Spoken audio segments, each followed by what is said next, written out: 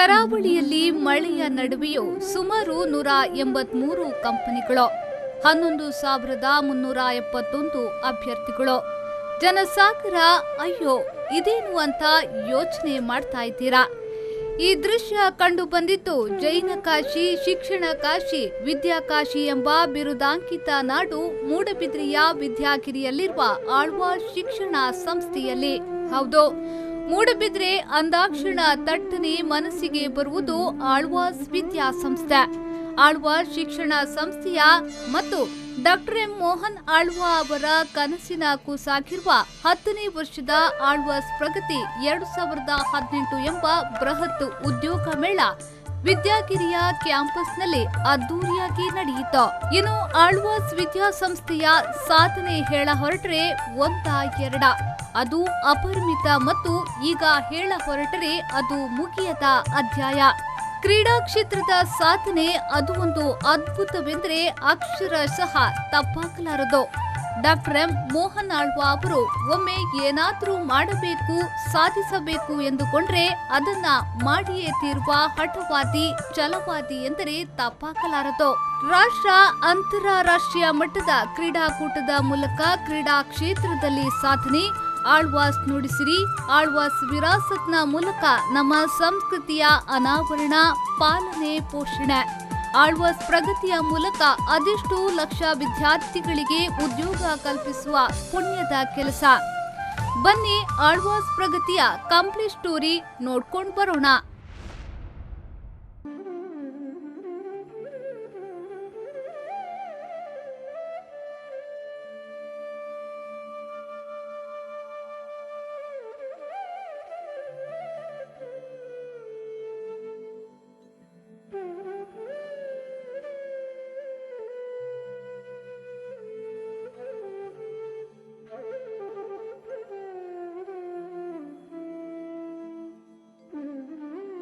ಏನು ಶಿಕ್ಷಣವನ್ನು ಕೊಡಬೇಕು, ಆ ಮುಖಾಂತರ ವ್ಯಾಪಾರವನ್ನು ಗಳಿಸಬೇಕು ಅನ್ನತಕ್ಕಂಥ ಶಿಕ್ಷಣ ಸಂಸ್ಥೆಗಳ ಉದ್ದೇಶಗಳು. ಆದರೆ ವೃತವಾಗಿ ಸ್ವೀಕಾರ ಮಾಡಿರ್ತಕ್ಕಂಥ ಶಿಕ್ಷಣ ಸಂಸ್ಥೆಗಳು ಕೆಲವಿದ್ದಾವೆ. ಶಿಕ್ಷಣದ ಜೊತೆಗೆ ಬದುಕನ್ನು ಕಳಿಸಿಕೊಡತಕ್ಕಂಥ ಜವಾಬ್ದಾರಿಯ ಕರ್ತವ್ಯವನ್ನು ನಿರ್ವಹಣೆ ಮಾಡತಕ್ಕಂಥದ್ದು. ನನಗೆ ಅನ್ನಿಸ್ತಿದೆ ಪ್ರಗತಿಯ ಹೆಸರಿನಲ್ಲಿ ಆಳ್ವಾಸ್ ಶಿಕ್ಷಣ ಸಂಸ್ಥೆ ಅದು ಇದನ್ನು ವೃತವಾಗಿ ಸ್ವೀಕಾರ ಮಾಡಿದೆ. ಯಾಕೆ? ಕಳೆದ 10 ವರ್ಷಗಳಿಂದ ನಿರಂತರವಾಗಿ 10 ಕಂಪನಿಗಳನ್ನು ಕರೆದು ಕೇವಲ ತನ್ನ ಶಾಲೆಯಲ್ಲಿ, ತನ್ನ ವಿದ್ಯಾಸಂಸ್ಥೆಯಲ್ಲಿ ಕಲಿತ ಮಕ್ಕಳಿಗೆ ಮಾತ್ರ ಅಲ್ಲ, ಈ ಜಿಲ್ಲೆ ರಾಜ್ಯದಲ್ಲಿ ಯಾವುದೇ ಮೂಲೆಯಲ್ಲಿದ್ದರೂ ತನ್ನ ಆವರಣದೊಳಗೆ ಬಂದು ಉದ್ಯೋಗ ಅವಕಾಶಕ್ಕೆ ಅರ್ಜಿ ಹಾಕಬಹುದು ಅನ್ನುವಂಥದ್ದನ್ನು ತೋರಿಸಿಕೊಡೋದ್ರ ಮುಖಾಂತರ ನಿರಂತರವಾಗಿರ್ತಕ್ಕಂಥ ಚಟುವಟಿಕೆಗಳನ್ನು ಮಾಡಿ ಆ ಕಂಪನಿಗಳನ್ನು ಕಡಿದು ಉದ್ಯೋಗಕ್ಕೆ ಅವಕಾಶ ಮಾಡಿಕೊಡುವಂಥ ಕಾಯಕ ಇದೆಯಲ್ಲ, ಇದು ವೃತ. ನಾನು ಒಂದು ಸಾರಿ ಲೋಕಸಭಾ ಸದಸ್ಯನಾದ ಕಾರಣಕ್ಕೋಸ್ಕರ ಕೇಂದ್ರ ಸರ್ಕಾರದ ಯೋಜನೆಯ ಅನುಷ್ಠಾನದಲ್ಲಿ ಒಂದು ಸಾರಿ ನಾವು ಉದ್ಯೋಗ ಮೇಳ ಅಂತ ಮಾಡಿದ್ದೆವು. ಅದರ ಕಷ್ಟ ನನಗೆ ಕಣ್ಣೀರು ಬಂತು. ನಮ್ಮಲ್ಲಿ 5,000 ಜನ ಮಾತ್ರ ಬಂದದ್ದು. 5,000 ಜನರಿಗೆ ಮಾಡಬೇಕಾಗಿರ್ತಕ್ಕಂಥ ವ್ಯವಸ್ಥೆ, ಅದರ ಹಿಂದೆ ಇರ್ತಕ್ಕಂಥ ಕಷ್ಟ, ಅದಕ್ಕೆ ಬರಬೇಕಾಗಿರ್ತಕ್ಕ ಕಂಪನಿಗಳು ಬಂದ ಮೇಲೆ ಎಲ್ರಿಗೂ ಸಿಗದೇ ಇರತಕ್ಕಂಥ ಉದ್ಯೋಗ ಅವಕಾಶ, ಆಗ ಅವರು ಪಡುವಂಥ ಕಷ್ಟಗಳು, ಇದನ್ನು ಕಂಡಾಗ ಈ ವರ್ಷವೇ ಲಾಸ್ಟ್ ಅಂತೇಳಿ ನಾವು ನಿಲ್ಲಿಸಿದ್ದು. ಆದರೆ ಇವತ್ತು ಆಳ್ವಾಸ್ ವಿದ್ಯಾಸಂಸ್ಥೆ ಈ 10 ವರ್ಷಗಳಿಂದ ನಿರಂತರವಾಗಿ ಮಾಡ್ತಾ ಬಂದಿರತಕ್ಕಂಥ ಕಾರ್ಯ ಇದೆಯಲ್ಲ, ಇದು ವೃತ ಅಂತ ಹೇಳಿರ್ತಕ್ಕಂಥ. ಹಾಗೆ ಅದ್ಭುತವಾಗಿರ್ತಕ್ಕಂಥ ಕೆಲಸವನ್ನು ಇವತ್ತು ಆಳ್ವಾಸ್ ವಿದ್ಯಾಸಂಸ್ಥೆ ಮಾಡಿದೆ. ನನಗೆ ಅನ್ನಿಸಿದೆ, ಒಂದು ಸರ್ಕಾರವೂ ಮಾಡಲಿಕ್ಕೆ ಆಗದೇ ಇರತಕ್ಕಂಥ ಕೆಲಸವನ್ನು ಆಳ್ವಾಸ್ ವಿದ್ಯಾಸಂಸ್ಥೆ ಪ್ರಗತಿಯ ಹೆಸರಿನಲ್ಲಿ ಮಾಡಿದೆ. ಒಂದು ಸರ್ಕಾರವೂ ಮಾಡಲಿಕ್ಕೆ ಆಗದೇ ಇರತಕ್ಕಂಥ ಕೆಲಸವನ್ನು.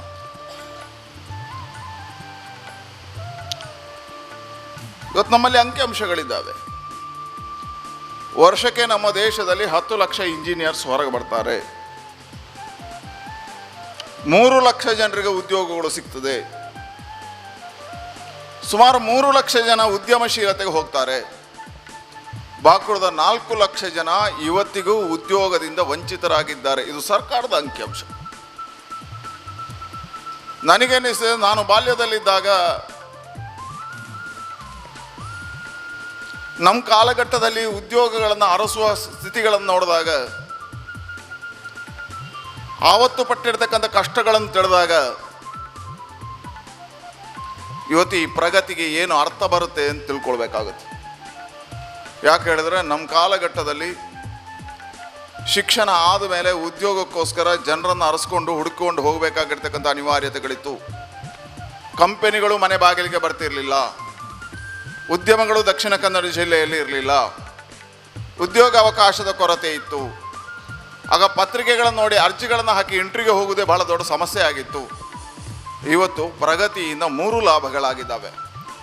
ಒಂದು, ದೂರದ ಕಂಪನಿಗಳನ್ನು ತಮ್ಮೂರಿಗೆ ಕರೆಸುವಂಥ ಬಹಳ ಅದ್ಭುತವಾಗಿರ್ತಕ್ಕಂಥ ಕೆಲಸ. ಕಂಪನಿಗಳು ಉದ್ಯೋಗಾರ್ಥಿಗಳನ್ನು ಹುಡುಕಿ ಬರುವಂಥ ಪ್ರಯತ್ನವನ್ನು ಮಾಡಿದ್ದು ಎಲ್ಲಿ ಅಂತ ಕೇಳಿದ್ರೆ ಅದು ಆಳ್ವಾಸಲ್ಲಿ ಕಂಪನಿಗಳನ್ನು ತರಿಸುವುದರ ಮುಖಾಂತರ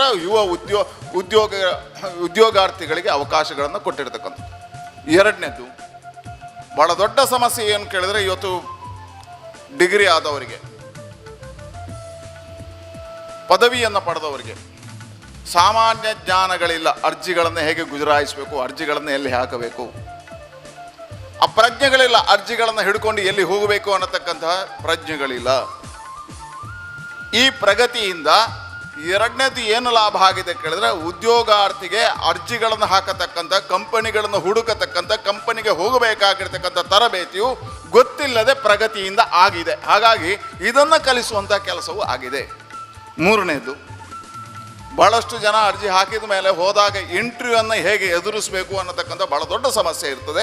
ಅದರಲ್ಲೂ ಗ್ರಾಮೀಣ ಪ್ರದೇಶದ ವಿದ್ಯಾರ್ಥಿಗಳಿಗೆ ಅದಕ್ಕೆ ಆತ್ಮಸ್ಥೈರ್ಯವನ್ನು ಕೊಡಬೇಕಾಗಿರ್ತಕ್ಕಂಥ ಜವಾಬ್ದಾರಿ ಇದೆ.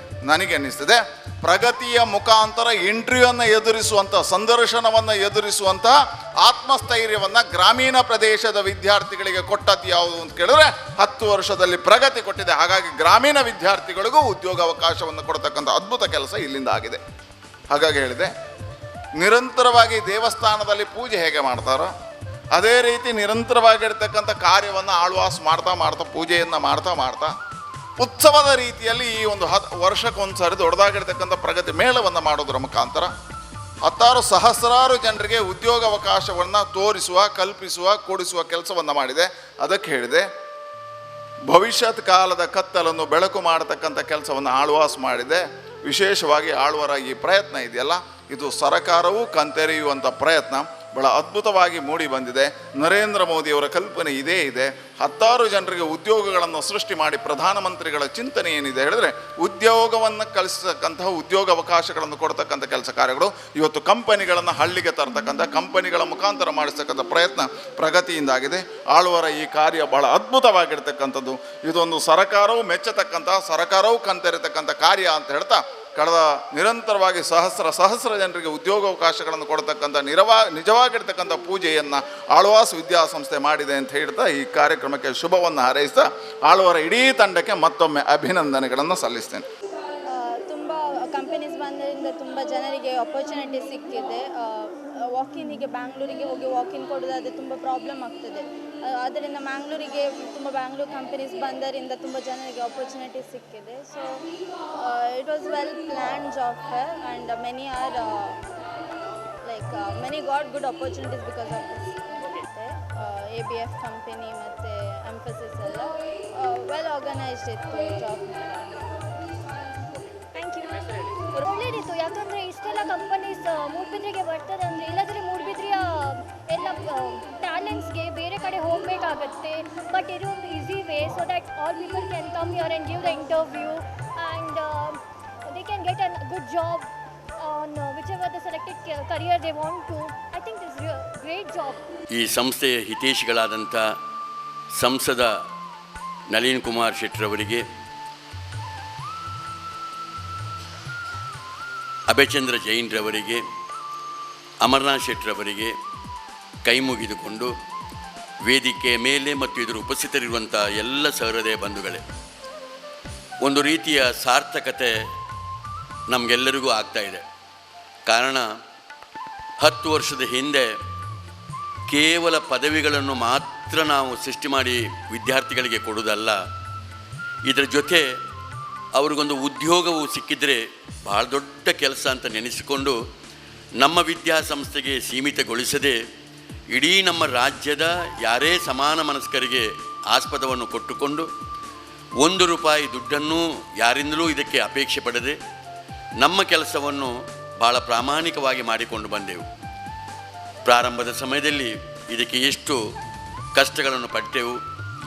ಇಡೀ ಒಂದು 10 ವರ್ಷ ನಡೆಸಿಕೊಂಡು ಬಂದಾಗ ಅದರ ಒಂದು ಅನುಭವವನ್ನು ನಾವು ಪಡೆದು ಇದರಲ್ಲಿ ಒಂದು ರೀತಿಯ ಸಮಾಧಾನ ನಮಗಿದೆ. ಯಾಕೆಂತ ಹೇಳಿದರೆ ಬಂದಂಥ ಎಲ್ಲರಿಗೂ ಒಂದು ಜಾಬ್ ಕೊಡಲಿಕ್ಕೆ ಸಾಧ್ಯ ಇಲ್ಲದೆ ಹೋದರೂ ಕೂಡ ನಮ್ಮ ಒಂದು ಪ್ರಾಮಾಣಿಕ ಪ್ರಯತ್ನ ಆದಷ್ಟು ಇವತ್ತು ಕಂಪನಿಗಳು ಇಲ್ಲಿ ಬಂದು ಆದಷ್ಟು ಒಂದು ವಿದ್ಯಾರ್ಥಿಗಳಿಗೆ ಒಂದು ರೀತಿಯ ಒಂದು ಪಾಸಿಟಿವ್ ಎನರ್ಜಿಯನ್ನು ಕೊಡುವಂಥ ಕೆಲಸ ಇದರಿಂದ ಆಗಿದೆ.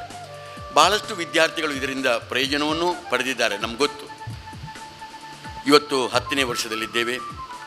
ನಮಗೊಂದು ಸಮಾಧಾನ ಅಂತ ಹೇಳಿದರೆ ಇವತ್ತೊಂದು ಆಳ್ವಾಸ್ ವಿರಾಸತ್ 25ನೇ ವರ್ಷ ಈ ವರ್ಷ. ಇವತ್ತು ಆಳ್ವಾಸ್ ನುಡಿಸಿರಿ 15ನೇ ವರ್ಷ. ಇವತ್ತು ಆಳ್ವಾಸ್ ಪ್ರಗತಿ ಮೇಳ ಇವತ್ತು 10ನೇ ವರ್ಷ. ಬಹಳಷ್ಟು ನಾವು ತೆಗೆದುಕೊಂಡಂಥ ವಿಚಾರಗಳಿರ್ಬೋದು, ಅದು ಕ್ರೀಡೆ ಇರ್ಬೋದು, ಸಾಂಸ್ಕೃತಿಕ ಇರ್ಬೋದು, ಎಷ್ಟು ವರ್ಷದಿಂದ ಅದರ ಹೋರಾಟವನ್ನು ಮಾಡಿಕೊಂಡು ಬಂದೆವು. ಇವತ್ತು ಕ್ರೀಡೆಯ ವಿಚಾರವೂ ಕೂಡ 86ನೇ ಇಸ್ವಿಯಲ್ಲಿ ಪ್ರಾರಂಭ ಆದದ್ದು. ಇವತ್ತು 32 ವರ್ಷವನ್ನು ಸಂಧಿ ಇವತ್ತು ಎಂಥ ಸ್ಥಾನದಲ್ಲಿ ನಾವಿದ್ದೇವೆ ಅಂತ ನಮ್ಗೆ ಗೊತ್ತು. ಹೇಳುವ ಉದ್ದೇಶ ಇಷ್ಟೇ, ಒಂದು ಪ್ಯಾಷನ್ ಮತ್ತೊಂದು ಫ್ಯಾಷನ್ ಎಂಬ 2 ಪದಗಳಿದೆ. ನಾವು ಎಂದೂ ಇದನ್ನೊಂದು ಫ್ಯಾಷನ್ ಆಗಿ ನಾವು ಈ ಕಾರ್ಯಕ್ರಮವನ್ನು ಮಾಡಿದ್ದಲ್ಲ, ಪ್ರಚಾರಕ್ಕಾಗಿ ಮಾತ್ರ ಇದನ್ನು ಮಾಡಿದ್ದಲ್ಲ, ಯಾವುದೋ ಒಂದು ದುರಾಶೆಯನ್ನು ಇಟ್ಕೊಂಡು ಮಾಡಿದ್ದಲ್ಲ. ಇದನ್ನು ಬಹಳಷ್ಟು ಒಂದು ಪ್ಯಾಷನ್ನ ಮುಖಾಂತರ ಬಹಳ ಬದ್ಧತೆಯಿಂದ ಇವತ್ತು ಈ ಕೆಲಸವನ್ನು ನಾವು ಪ್ರಾಮಾಣಿಕವಾಗಿ ಮಾಡಿಕೊಂಡು ಈ ಸ್ಥಿತಿಗೆ ಬಂದಿದ್ದೇವೆ. ಈ ದೃಷ್ಟಿಯಿಂದ ಇವತ್ತು 10ನೇ ಒಂದು ಉದ್ಯೋಗ ಮೇಳದಲ್ಲಿ ನಾವಿದ್ದೇವೆ. 200ಕ್ಕೂ ಮಿಕ್ಕಿದಂಥ ಕಂಪನಿಗಳು ಇವತ್ತು ಬಂದಿದೆ. ಒಂದು 12 ಸಾವಿರಕ್ಕೂ ಮಿಕ್ಕಿ ವಿದ್ಯಾರ್ಥಿಗಳ ಹೆಸರನ್ನು ನೋಂದಾಣಿಸಿಕೊಂಡಿದ್ದಾರೆ. ಬಹಳಷ್ಟು ಜಾಬ್ಗಳು ಆಗುವಂಥ ಒಂದು ಆಶೆ ಇದೆ. ಸಂಸದರು ಭಾಳ ಚಂದ ರೀತಿಯಲ್ಲಿ ಹೇಳಿದ ಹಾಗೆ ದಿನನಿತ್ಯ ಒಂದು ದೇವಸ್ಥಾನದಲ್ಲಿ ನಿತ್ಯ ಪೂಜೆಗಳು ನಡೀತಾ ಇರ್ತದೆ. ಆಮೇಲೆ ವರ್ಷಕ್ಕೊಮ್ಮೆ ವಾರ್ಷಿಕೋತ್ಸವ ಜಾತ್ರೆ ನಡೆಯುವ ಹಾಗೆ ಇದು ಉದ್ಯೋಗ ಮೇಳವೂ ಕೂಡ ಇವತ್ತು ನಿಮಗೆ ಪ್ರಗತಿ ಉದ್ಯೋಗ ಮೇಳ ನಿಮ್ಮ ಕಣ್ಣೆದುರಲ್ಲಿ ಕಾಣಬಹುದು. ಆದರೆ ಇಡೀ ವರ್ಷ ನಮ್ಮ ಒಂದು ಆವರಣದೊಳಗೆ ಒಂದು 300ಕ್ಕೂ ಮಿಕ್ಕಿ ಕಂಪನಿಗಳು ಬಂದು ಕೇವಲ ಆಳ್ವಾಸ್ನ ವಿದ್ಯಾರ್ಥಿಗಳಿಗೆ ಮಾತ್ರ ಅಲ್ಲ, ನಾಡಿನ ಎಲ್ಲ ವಿದ್ಯಾರ್ಥಿಗಳು ಮುಕ್ತವಾಗಿ ಬರುವಂಥ ಅವಕಾಶವನ್ನು ಇಟ್ಟುಕೊಂಡು ಒಂದು ವರ್ಷದಲ್ಲಿ ಅದೆಷ್ಟು ಜಾಬ್ಗಳು ಆಗಿ ಹೋಗ್ತದೆ. ಇವತ್ತು ಒಂದು ಉತ್ಸವದ ರೀತಿಯಲ್ಲಿ ಒಮ್ಮೆ ಅದರ ಪ್ರಗತಿ ಉದ್ಯೋಗ ಮೇಳವನ್ನು ಮಾಡಿ ಇನ್ನೂ ಅದಕ್ಕೊಂದು ಹೆಚ್ಚು ಮಹತ್ವವನ್ನು ಕೊಡುವಂಥ ಕೆಲಸ. ಅದೇ ರೀತಿ ಇವತ್ತು ನುಡಿಸಿರಿ ವಿರಾಸತ್ ಇರ್ಬೋದು. ಇಡೀ ವರ್ಷದಾದ್ಯಂತ ಇಲ್ಲಿ ಕಾರ್ಯಕ್ರಮಗಳು ನಡೀತಾ ವರ್ಷಕ್ಕೆ ಒಮ್ಮೆ ಉತ್ಸವದ ರೂಪದಲ್ಲಿ ಅದು ವಿರಾಸತ್ ಇರ್ಬೋದು, ನುಡಿಸಿರಿ ಇರ್ಬೋದು, ಅದು ಕಾರ್ಯಕ್ರಮಗಳು ಇಲ್ಲಿ ಆಗ್ತಾ ಇರೋದು ನಮಗೆಲ್ಲ ಗೊತ್ತಿರುವಂಥ ವಿಚಾರ. ನಾವು ಮಾಡುವ ಕೆಲಸಕ್ಕೆ ಆ ದೇವರ ಅನುಗ್ರಹ ಇರಲಿ, ಗುರು ಹಿರಿಯರ ಆಶೀರ್ವಾದ ಇರಲಿ, ಸನ್ಮಿತ್ರ ಸಹಕಾರ ಒದಗಿ ಬರಲಿ. ಇದು ಎಲ್ಲಿಂದಲೋ ಒಂದು ಶುಲ್ಕವನ್ನು ತೆಗೆದುಕೊಂಡು ಸರ್ಕಾರ ಅಥವಾ ಬೇರೆ ಎಲ್ಲೋ NGOಗಳಿಂದ ಎಲ್ಲಿಂದಲೂ ಒಂದು ಹಣ ತೆಗೆದುಕೊಂಡು ಮಾಡುವಂಥ ವಿಚಾರ ಅಲ್ಲ. ಇದರ ಸಂಪೂರ್ಣ ಖರ್ಚು ವೆಚ್ಚಗಳನ್ನು ನಮ್ಮ ಸಂಸ್ಥೆ ಅಂದರೆ ಎಲ್ಲ ಸಮಾಜದ ಮುಖಾಂತರ ದುಡ್ಡನ್ನು ಒಟ್ಟು ಮಾಡಿಕೊಂಡು ಮಾಡುವಂಥ ಕೆಲಸ ಅಂತೇಳಿ ಈ ಸಮಯದಲ್ಲಿ ಹೇಳಲಿಕ್ಕೆ ನಾನು ಇಚ್ಛೆ ಪಡ್ತೇನೆ. ನಾವು ಮಾಡುವ ಕೆಲಸಕ್ಕೆ ದೇವರ ಅನುಗ್ರಹ ಇರಲಿ ಅಂತ ಹೇಳಿಕೊಂಡು ನಿಮಗೆಲ್ಲರಿಗೂ ಶುಭ ಕೋರಿ ಇವತ್ತು ಅತಿ ಹೆಚ್ಚು ಜಾಬು ನಿಮ್ಮಂಥವರಿಗಾಗಲಿ. ನಾನು ಮಕ್ಕಳಿಗೊಂದು ಕಿವಿಮಾತು ಇಷ್ಟೇ, ಇದಕ್ಕೆ ಎಷ್ಟು ಪೂರ್ವ ತಯಾರಿಗಳನ್ನು ನೀವು ಮಾಡಬೇಕು. ನೀವು ಎಷ್ಟೋ ಸಲ ಈ ಗ್ರಾಮೀಣ ಪ್ರದೇಶದ ಮಕ್ಕಳು ಸೋತು ಹೋಗಲಿಕ್ಕೆ ಮುಖ್ಯ ಕಾರಣವೇ ನೀವು ತಯಾರಿಗಳನ್ನು ಮಾಡೋದಿಲ್ಲ. ನೀವು ಬಹಳ ಲೈಟಾಗಿ ಕ್ಯಾಶುವಲ್ ಆಗಿ ಇದ್ದುಕೊಂಡು ಇವತ್ತು ಬರ್ತಾ ಇದ್ದೀರಿ. ಇವತ್ತು ಅದನ್ನು ಬಹಳ ಗಂಭೀರವಾಗಿ ತೆಗೆದುಕೊಂಡ್ರೆ ಇವತ್ತು ಬಹಳ ಅತಿ ಹೆಚ್ಚು ಜಾಬ್ಗಳಾಗಲಿಕ್ಕೆ ಸಾಧ್ಯ. ಇವತ್ತು ಇಂಜಿನಿಯರಿಂಗ್ ಕಾಲೇಜ್ ಬೇರೆ ಇದೆ, ಇಂಜಿನಿಯರಿಂಗ್ ಕಾಲೇಜ್ಗಳು, ಸಾಮಾನ್ಯವಾದ BA BCom BSc ಡಿಗ್ರಿಗಳು. ಇವತ್ತು ಒಂದು ನನ್ನ ಕಣ್ಣೆದುರಿನಲ್ಲಿ ಒಂದು ಗ್ರಾಮೀಣ ಪ್ರದೇಶದ 10ನೇ PUC ಕಲಿತಂಥ ಮಕ್ಕಳು ಕೂಡ ಇದ್ದಾರೆ. ಇವತ್ತು ಬೇರೆ ITIಗಳು, ಆಮೇಲೆ ಪಾಲಿಟೆಕ್ನಿಕ್ಗಳಿಗೆ ಇದ್ದೇವೆ. ಬೇರೆ ಸೆಕ್ಟರ್ಗಳಿದೆ, ಬೇರೆ ಆಯಾಮಗಳು, ಕ್ಷೇತ್ರಗಳಿದೆ. ಇದೆಲ್ಲವನ್ನು ನಾವು ಗಂಭೀರವಾಗಿಟ್ಟುಕೊಂಡು ಈ ಉದ್ಯೋಗ ಮೇಳವನ್ನು ಮಾಡಿದ್ದೇವೆ. ಇದರಿಂದ ಭಾಳಷ್ಟು ವಿದ್ಯಾರ್ಥಿಗಳು ಇವತ್ತು ಪ್ರಯೋಜನ ಪಡೆದದ್ದು. ಊರಿಡೀ ಎಲ್ಲಿ ಹೋದಾಗಲೂ ನಮಗೆ ಭಾಳಷ್ಟು ಸಂತೋಷದ ಮಾತನ್ನು ಹೇಳ್ತಾರೆ. ಕೆಲವು ವಿದ್ಯಾರ್ಥಿಗಳು ನಿಮ್ಮ ವಿದ್ಯಾಸಂಸ್ಥೆಯಲ್ಲಿ ಕಲಿತಂಥ ಹಳೆ ವಿದ್ಯಾರ್ಥಿಗಳು ನಾವು ಈ ಸ್ಥಾನಮಾನದಲ್ಲಿದ್ದೇವೆ ಅಂತ ಹೇಳ್ತಾರೆ. ಇನ್ನು ಕೆಲವರು ನಾವು ಕಲಿತದ್ದು ಬೇರೆ ವಿದ್ಯಾಸಂಸ್ಥೆಯಲ್ಲಿ, ಆದರೆ ನಮಗೆ ಉದ್ಯೋಗ ಸಿಕ್ಕಿದ್ದು ಆಳ್ವಾಸ್ನ ಶಿಕ್ಷಣ ಆವರಣದೊಳಗೆ ನಮಗೆ ಉದ್ಯೋಗ ಸಿಕ್ಕಿದೆ ಅಂತೇಳಿ ಒಳ್ಳೆಯ ಮಾತನ್ನು ಹೇಳ್ತಾರೆ. ಇದು ನಮಗೆ ಭಾಳ ಸಂತೋಷ. ನಾವಂತೂ ವಿಶಾಲವಾದಂಥ ಮನೋಧರ್ಮವನ್ನು ಇಟ್ಟುಕೊಂಡು ಈ ಎಲ್ಲ ಕೆಲಸದಲ್ಲಿ ಮಾಡಿಕೊಂಡು ಬಂದಿದ್ದೇವೆ ಅಂತ ಹೇಳಿಕೊಂಡು ನಮ್ಮ ಇಲ್ಲಿ ಒಂದು 3 ಕಂಪನಿಯ ಒಂದು HR ಗಳನ್ನು ಕೂತ್ಕೊಳಿಸಿ ನಾವು ಸನ್ಮಾನ ಮಾಡಿದ್ದೇವೆ.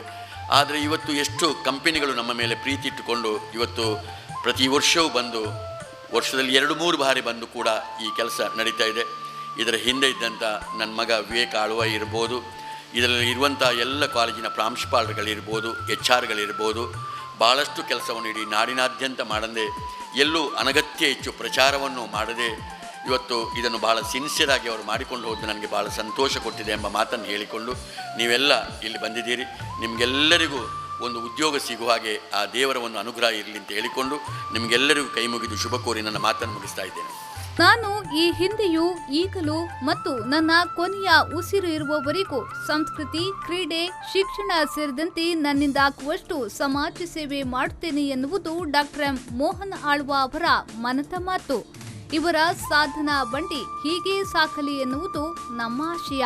ಪವನ್ ಕಾಚಮಡ್ಕ, ವಿ4 ನ್ಯೂಸ್ 24/7 ಮಂಗಳೂರು.